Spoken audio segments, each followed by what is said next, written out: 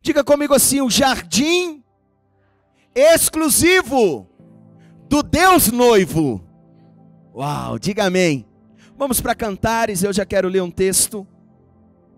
Cântico dos Cânticos ou Cantares de Salomão, capítulo 4, versículo de número 12. Cantares ou Cântico dos Cânticos, capítulo 4, versículo 12.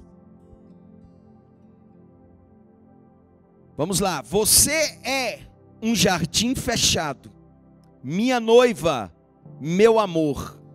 Você é a minha fonte particular. Bom, o livro de Cantares de Salomão, ele é um livro poético.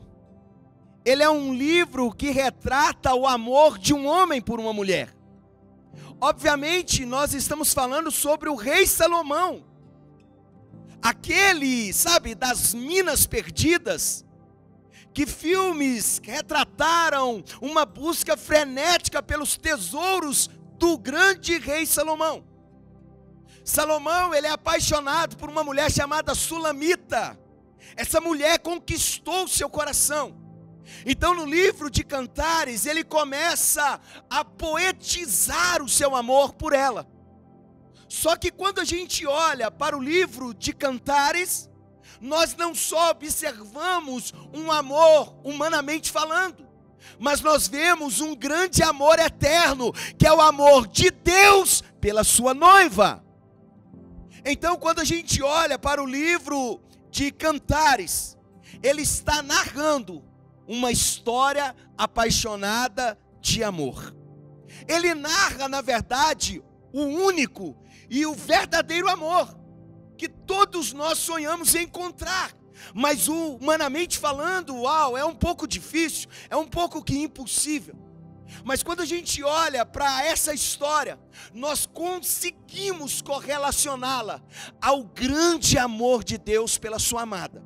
Então, simbolicamente, preste atenção, simbolicamente, o sacrifício de Isaac, lá em Gênesis, fez nascer profeticamente Israel, a noiva de Deus. Agora, há cerca de 2000 e poucos anos atrás, o sacrifício fidedigno, o sacrifício real, o sacrifício literal de Jesus, no Monte Gólgota, fez nascer profeticamente a noiva de Yeshua. E qual é a noiva de Yeshua? Qual é a noiva de Jesus? A Igreja Imaculada. Uau, você pode aplaudir Jesus, sim ou não? Então é muito comum nós olharmos para a Bíblia e encontrarmos Deus, Cristo, o Deus noivo, na figura desse noivo apaixonado, e nós olharmos para a igreja e vê-la como uma noiva que está esperando o seu amado regressar para que haja um enlace matrimonial.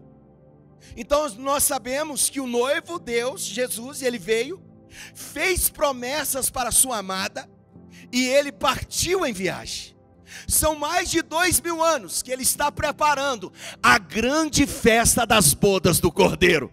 Agora preste atenção, se tem 2000 anos que um homem está preparando uma festa de casamento, prepare-se, porque não será qualquer festa, vai ser a festa mais linda de todo o universo. Você está preparado, sim ou não? Uau, minha intenção hoje é te preparar, minha intenção hoje é te despertar. Sabe, a noiva de Cristo é comparada a um jardim. Por isso que em Cantares nós vemos essa frase poética dizendo que a noiva, ela é como um jardim fechado. E quando a gente olha para a Bíblia, nós vamos entender algumas questões. Quando a gente olha para um sermão de um homem chamado Charles Spurgeon, ele disse há muitos anos atrás no sermão que ele intitulou dizendo, supondo ser ele o jardineiro, ele diz o seguinte: a igreja é o Éden de Cristo. regada pelo rio da vida, o nosso segundo Adão. Ele anda no seu Éden espiritual para cultivar e proteger a sua noiva, o seu jardim. Sabe, a igreja, ela é o jardim exclusivo de Cristo. Nesse jardim que é a igreja, que somos todos nós, o que deve se encontrar nesse jardim? Beleza, vida, paz, pureza, frutificação. Um jardim, ele atrai olhares, sim ou não? Quando eu era criança, eu me lembro, vou ter que contar aqui, mas pecados antigos, amém? Não voltam, tá? Eu era criança e era praxe nós ir na casa da dona Irani. Fazer o que, pastor? Roubar flor. Para levar para a professora do prezinho, do primeiro ano. Alguém já fez isso?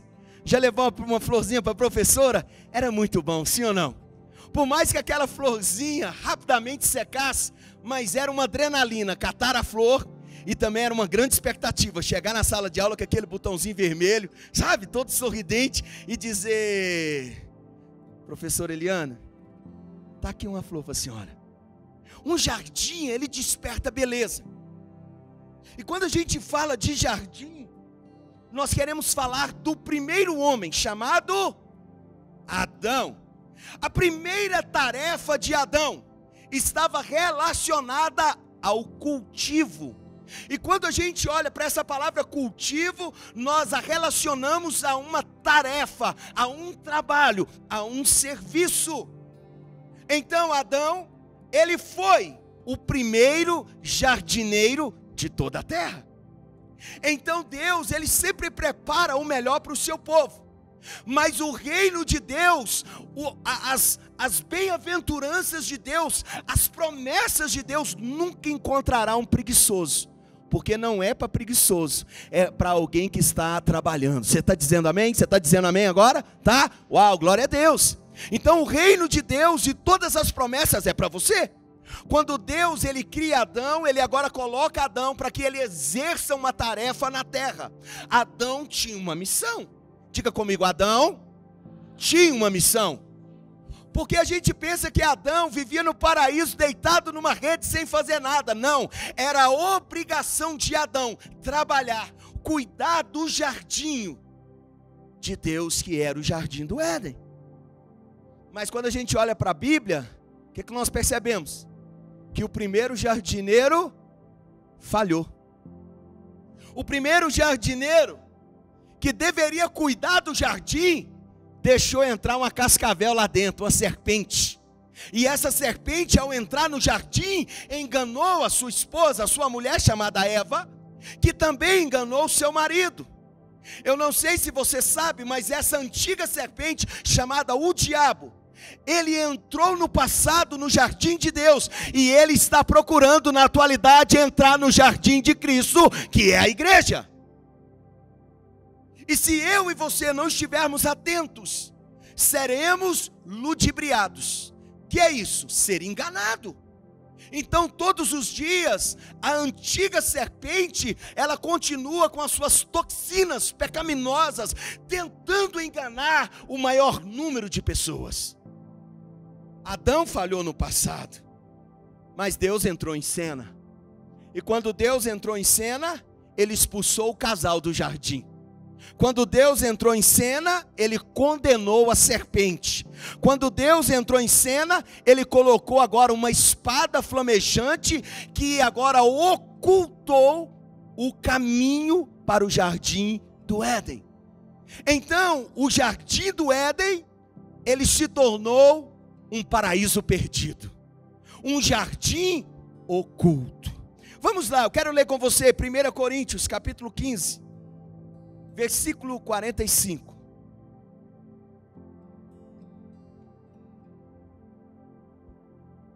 Primeira Coríntios 15, 45. Assim está escrito: o primeiro homem, Adão, tornou-se um ser vivente. O último Adão, ele se tornou um espírito vivificante. Bom, O apóstolo Paulo, ele está fazendo uma tipologia entre o primeiro Adão e o último Adão. Adão, o primeiro homem, ele se torna pai de uma geração.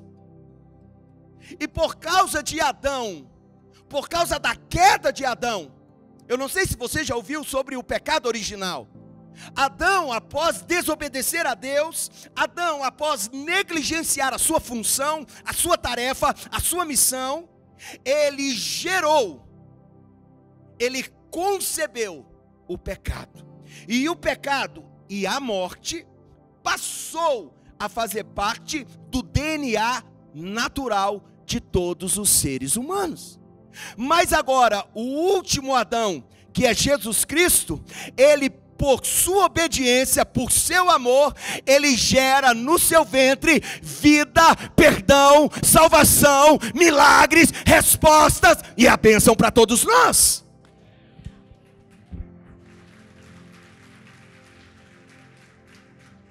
Então, o primeiro Adão falhou.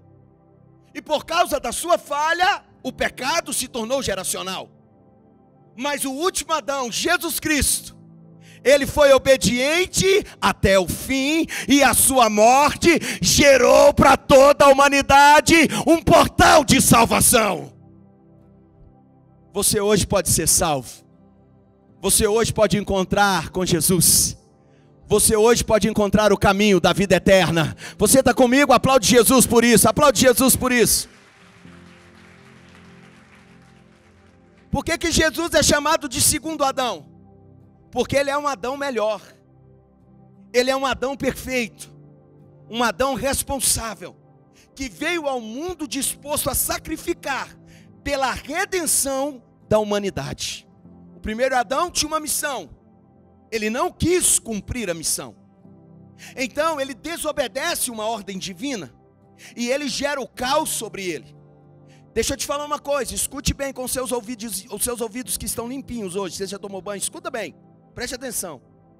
Toda vez que nós desobedecemos, toda vez que nós negligenciamos o reino de Deus, a vontade de Deus, nós inauguramos um período de desgraça sobre as nossas vidas.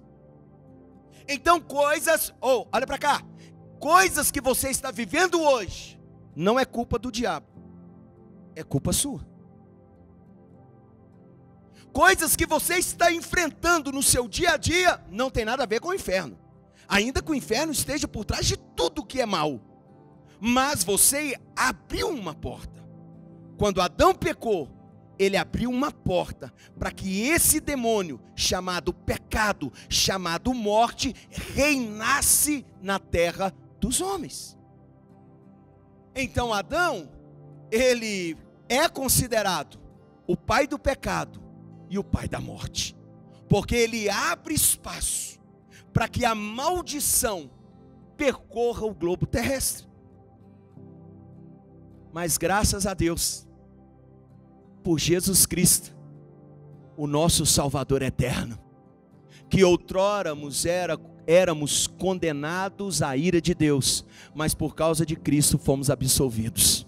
Tudo aquilo que outrora era negativo se torna positivo, pois a cruz de Cristo nos reposicionou como filhos benditos do Pai. Agora não somos condenados por causa daquilo que pecamos no passado, pois o sangue do Cordeiro Imaculado nos tornou justificados. Somos livres para a glória de Deus. Você é livre, amém? Jesus, ele é o segundo jardineiro, pois somente nele a restauração do paraíso se tornaria uma obra completa e perfeita. Não tem algo mais lindo em Jesus do que tratá-lo como um jardineiro. Porque jardineiro, ele transforma ambientes, sim ou não? Se você quiser contratar um jardineiro, contrate-o e fique observando o que ele vai fazer em um terreno. Ele vai transformar aquele terreno em um belo lugar para se habitar. Então Jesus, quando eu olho para a Bíblia, eu começo a entender que a obra que ele começou na sua vida, ele não terminou, mas ele continua trabalhando todo dia para que você se torne um jardim belo, perfeito, cheio da bênção de Deus. Sabe, a missão do Deus jardineiro é fazer tudo o que Adão não fez. A missão do Deus jardineiro é desfazer tudo o que Adão fez de errado. Tudo o que Adão negligenciou. Agora o Deus jardineiro chega e assume a responsabilidade.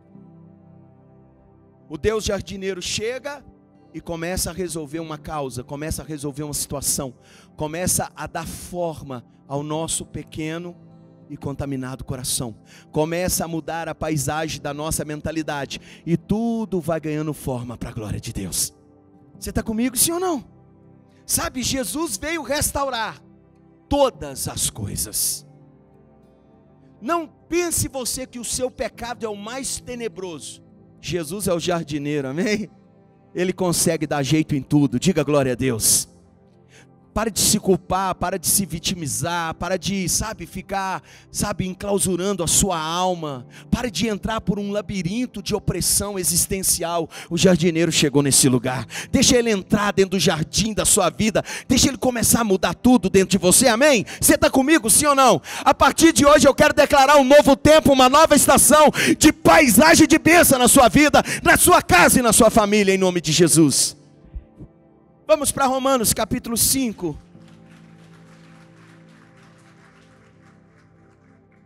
Romanos capítulo 5, 17.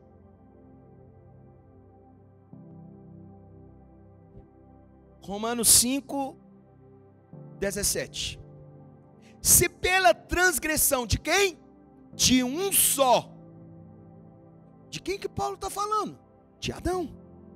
Se pela transgressão de um homem só, a morte reinou por meio dele, muito mais aqueles que recebem de Deus a imensa provisão da graça e da dádiva da justiça, reinarão em vida por meio de um único homem chamado Jesus Cristo. Por causa de Adão, pecado, morte, inferno, destruição, sofrimento, caos, angústia, pensamento suicídio, pensamentos de rebeldia. Mas em Jesus, todos nós alcançamos pela graça a justificação e fomos reposicionados agora para a glória de Deus.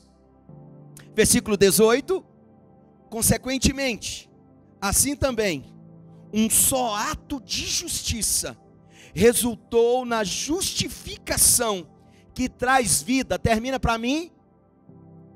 Vamos lá, gente, quem está vivo, a todos. 19. Logo assim, como por meio da desobediência de um só homem, está falando de quem de novo?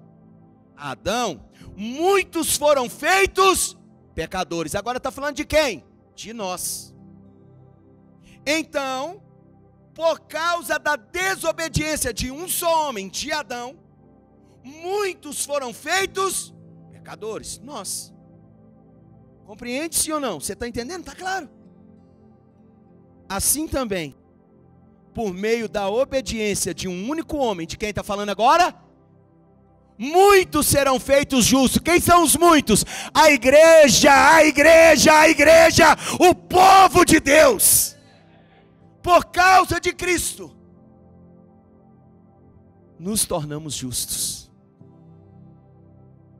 Não é a sua beleza que vai te salvar, não é a sua intelectualidade, não é seu dinheiro, não é o diploma pregado na parede do seu quarto, não é sua mãe, que é uma ótima mãe, não é as suas ações de caridade aos pobres, não, isso não salva ninguém. Mas a nossa justificação, ela acontece por causa de um homem chamado Jesus Cristo.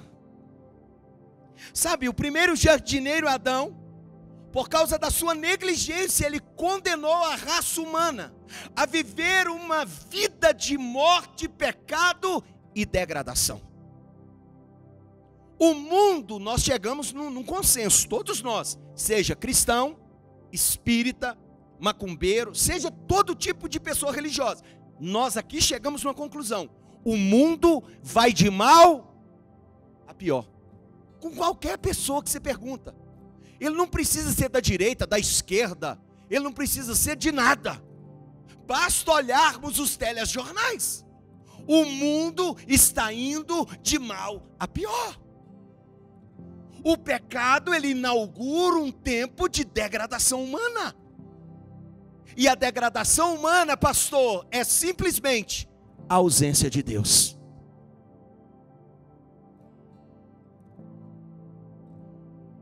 Sempre que eu prego para alguém, eu digo, você precisa de Jesus, só isso, mais nada. Porque Jesus é suficiente. Você está comigo? Diga amém. Jesus completa, Jesus resolve, Jesus perdoa, Jesus cura, Jesus sara, Jesus abençoa, Jesus muda a nossa vida. O que falta para muitas pessoas é simplesmente Jesus. Então, o primeiro Adão, ele gera degradação. Mas agora, o segundo jardineiro, chamado Jesus, ele paga, ele quita a condenação dos seres humanos, promovendo com a sua morte redentora no Gólgota, no Monte Caveira, na cruz, o perdão, a redenção, a salvação e a vida abundante. Vamos para o Evangelho de João, capítulo de número 20, versículo de número 11, por favor. Evangelho de João, capítulo 20, versículo de número 11. Maria, porém, ficou à entrada da onde? Do sepulcro, chorando. Enquanto chorava, curvou-se para olhar dentro do sepulcro. Preste atenção. Maria, ela vai até o túmulo que outrora o corpo de Cristo estava, e ela vê que o corpo de Cristo não está mais. Ela vê que a pedra foi removida do túmulo, e ela volta agora correndo para dar notícia aos apóstolos. A Bíblia diz que Pedro e João saíram correndo na frente dela, e eles chegam primeiro dentro do sepulcro. E eles, quando olham, eles veem que o santo sudário, para ficar mais fácil, o lençol que cobria o corpo de Cristo, olha para mim, está dobrado e colocado na pedra que era tipo uma maca onde o corpo de Jesus estava colocado. Todo mundo entendeu? Os discípulos encontram o lenço dobrado. Há um costume judaico que quando você está sentado na mesa, comendo com as pessoas, e você usa o lenço, e você limpa a sua boca, limpa as suas mãos, e você faz assim com o lenço, significa que você terminou a sua refeição. Mas quando você está na mesa e dobra o lenço, e coloca ele bonitinho do lado do prato, para os serviçais da casa, você está dizendo, eu estou esperando o próximo prato. Para quem não pegou, pega a visão. Quando os discípulos, Pedro e João, encontram o lenço de Jesus dobrado dentro do túmulo, ali havia uma profecia: eu não terminei os meus planos, em breve eu vou voltar para buscar o meu povo.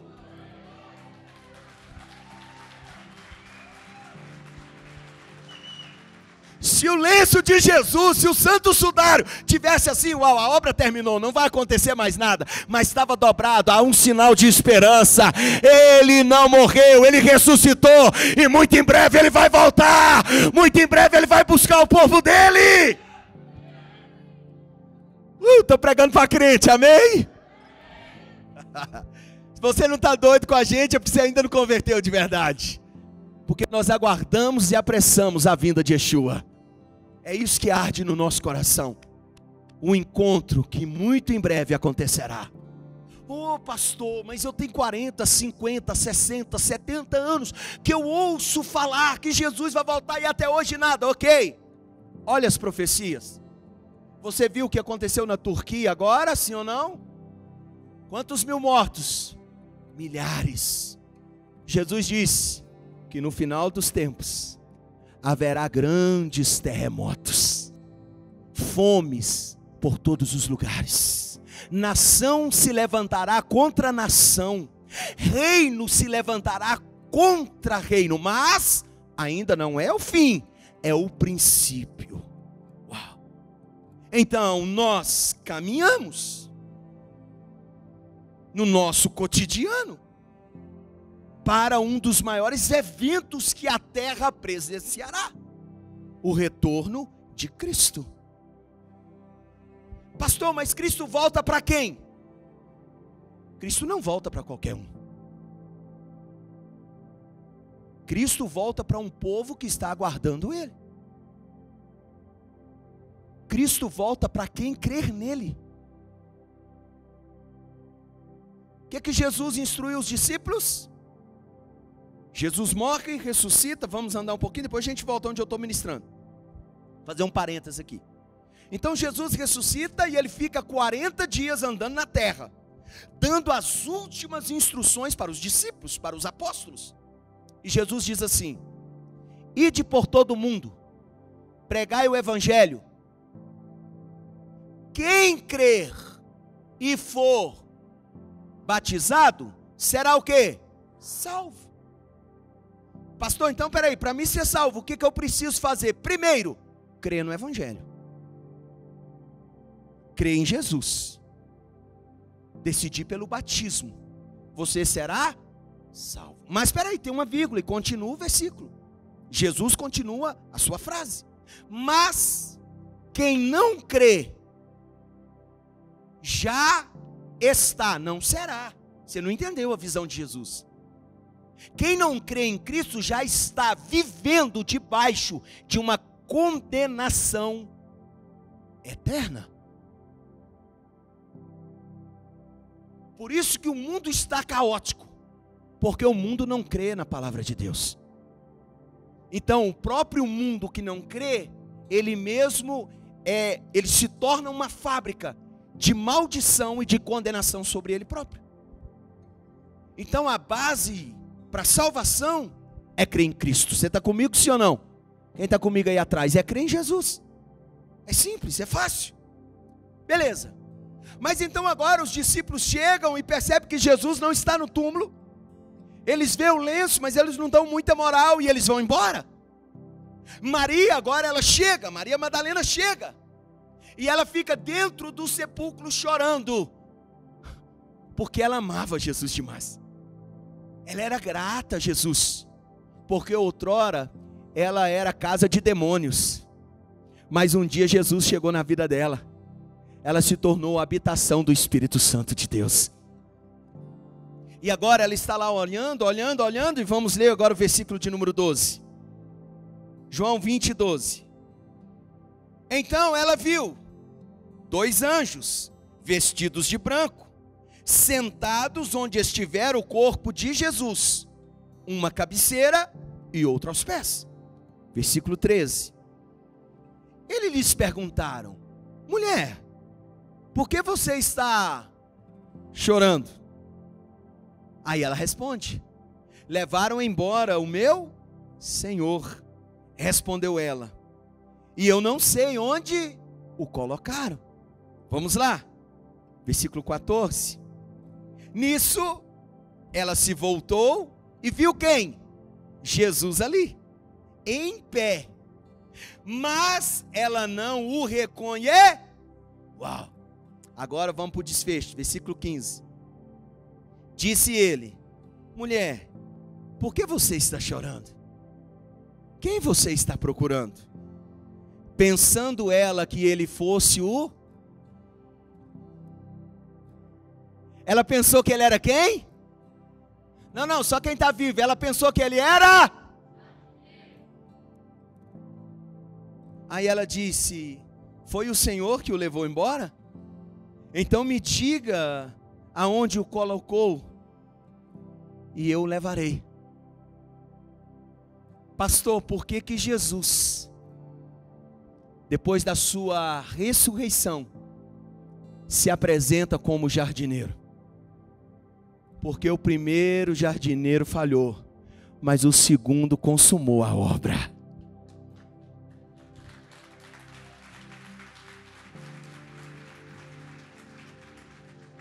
Jesus quis dizer: Maria, eu estou fazendo uma obra perfeita. Mas agora, Maria, essa obra perfeita não é no mundo. Essa obra perfeita é na minha igreja.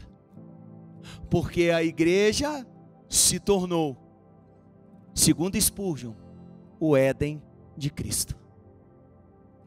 Então antes havia um Éden para Deus no paraíso, que foi perdido.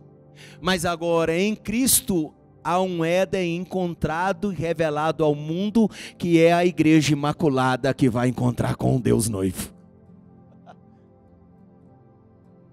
Então, após a ressurreição, Jesus profeticamente, ele está dizendo ao mundo: eu quero começar uma obra em vocês.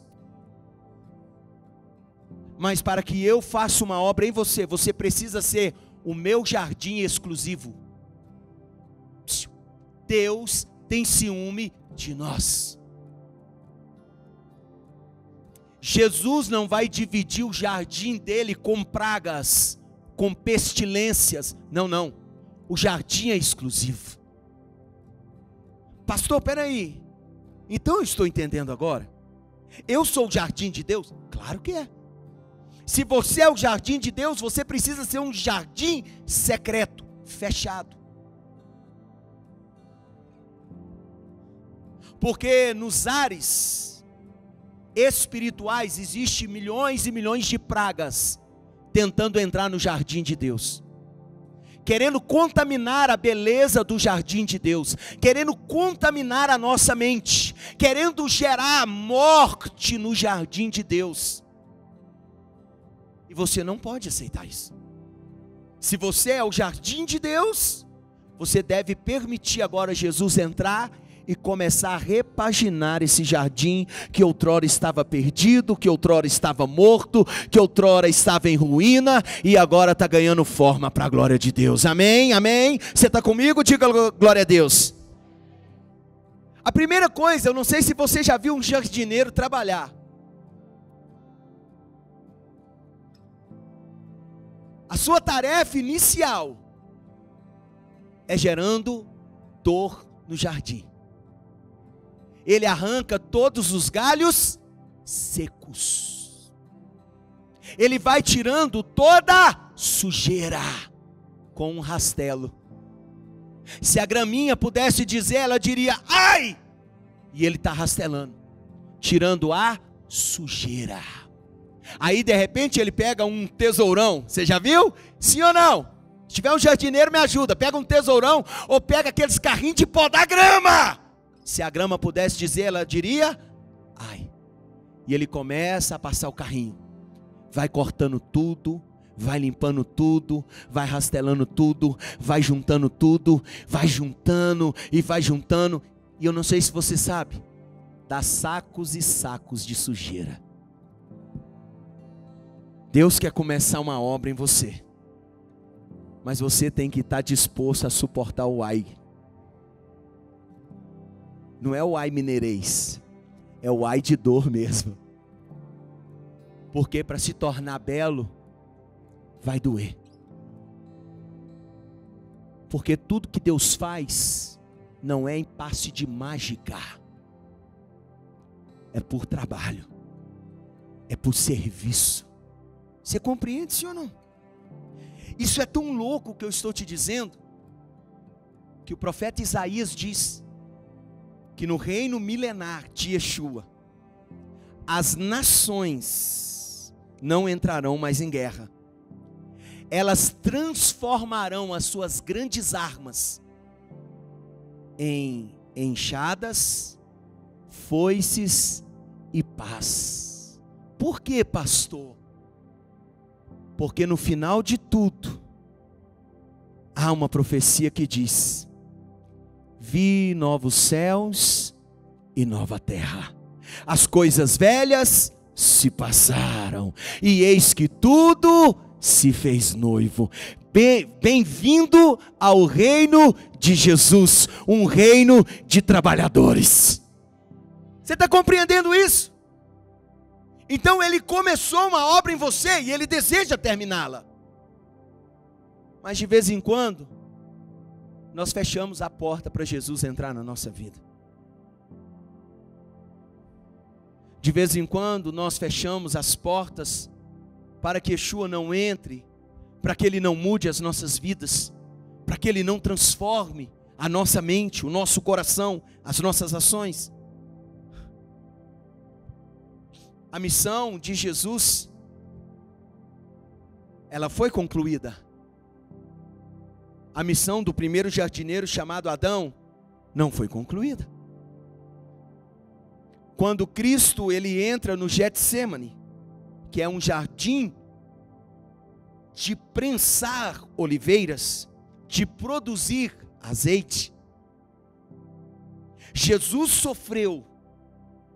E lá no jardim do Getsêmani, ele sancionou, ele validou a obra redentiva que seria concluída no Calvário. Jesus amava jardim.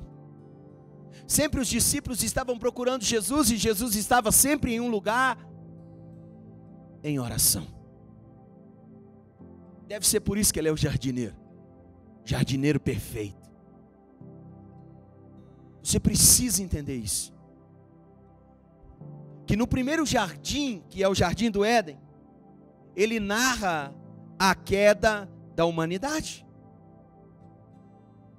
Mas o segundo jardim, que é a igreja, nós vemos a redenção da humanidade. Então a igreja é uma reunião de pecadores arrependidos. A igreja é um corpo congregacional com diversas pessoas, jovens, idosos, crianças, mas é um grupo de pessoas que reúnem com um peso na sua mente, o peso de pecado, e automaticamente recebem o perdão por reconhecer que são pecadores. Você compreende?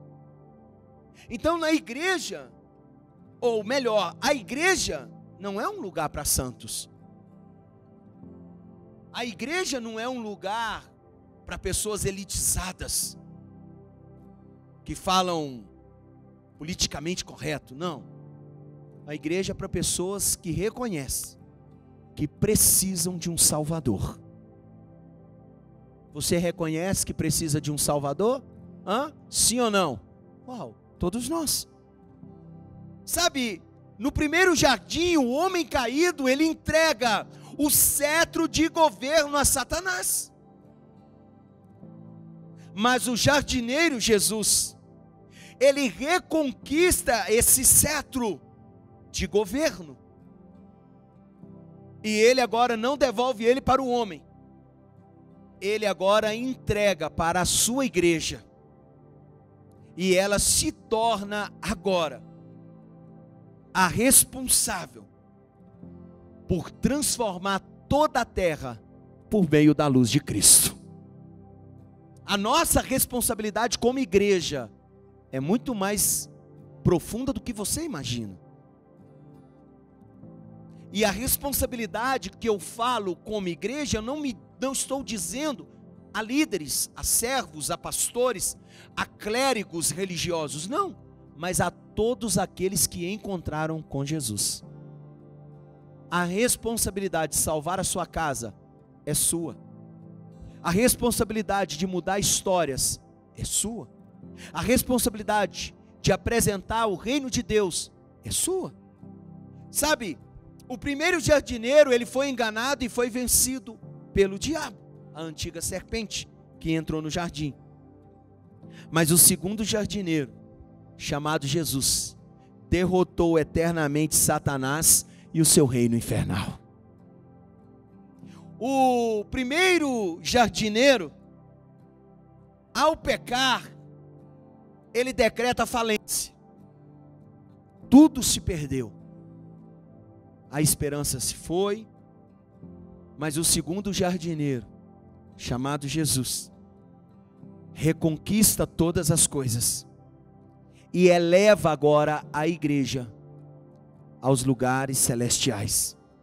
Pois a igreja, a noiva de Cristo, está assentada com ele nas regiões celestiais. O primeiro jardim do Éden, ele se tornou um lugar misterioso, um jardim oculto, um jardim perdido. O segundo jardim, chamado igreja, por causa de Cristo Jesus, ele se torna um mistério revelado ao mundo. Você pode aplaudir Jesus?